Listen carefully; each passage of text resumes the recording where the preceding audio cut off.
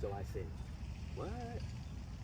At this time now, I'm still kind of numb because I had the aunt, I had the grandfather, then the grandmother, then the dad, and then my close cousin. This was my close cousin. Him and I were really, really close.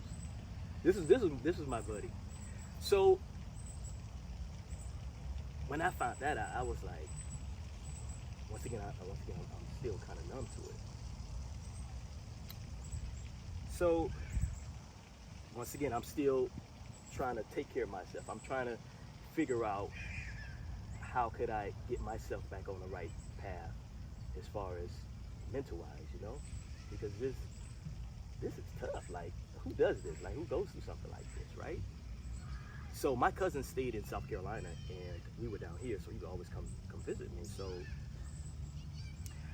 that was my dad's nephew. Okay, so my dad, his nephew, and he has two sisters, and he actually had two others. So it's total, I think, 5 of them. And so when I found out about the cousin, that was like I said, that was crazy for me. So I want to say maybe it seemed like it could have been like months after I got a call. Another my dad's mother had passed, my grandmother. So now it's just like, I remember this time when I got that call, I was actually out, and then my mother called me on that one,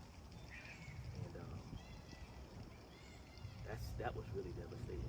Miss Marsha, it got to the point for me, and I never said this before, it's like every time I get a phone call from my mother, I start to get anxiety. Like, I have to cut the phone off at night. Like, it was just too much. It's like, this is crazy. This is too much. It almost feels like you're in a room and you're just waiting your turn. You know what I mean? That's how bad it was. It's like, wow, this is crazy. This is interesting. This is interesting. But I think, as I was saying to you, there's always a way that you can look at things. Either you want to look at things from the positive aspect, or you want to look at things from the negative aspect. So I choose to look at the positive of it. And this is the reason why I'm here in Rick's moment, right? So, but this is the journey. So once that happened, and with the situation with the cousin, and that went down, it kind of went through the phases with that, and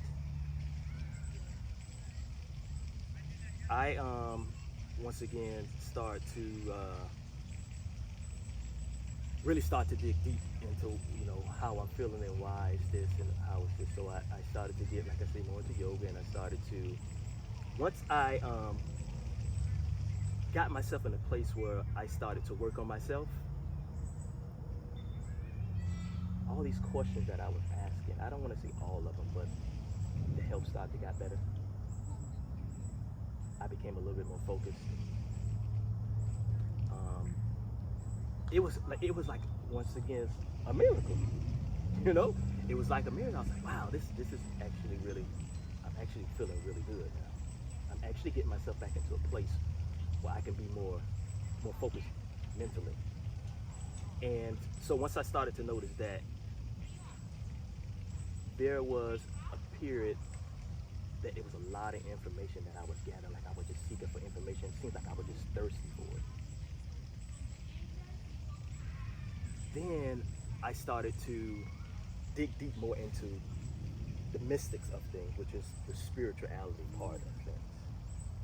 It starts to get really interesting from there, because I really was starting to get really thirsty for this information. And it was just like, just feed me, see more type thing. And I was like, wow, this is very interesting, because I started to realize and started to understanding that there's no ending to this. Like, there's no such thing as death. Like, they're just different dimensions of it, of life, that is.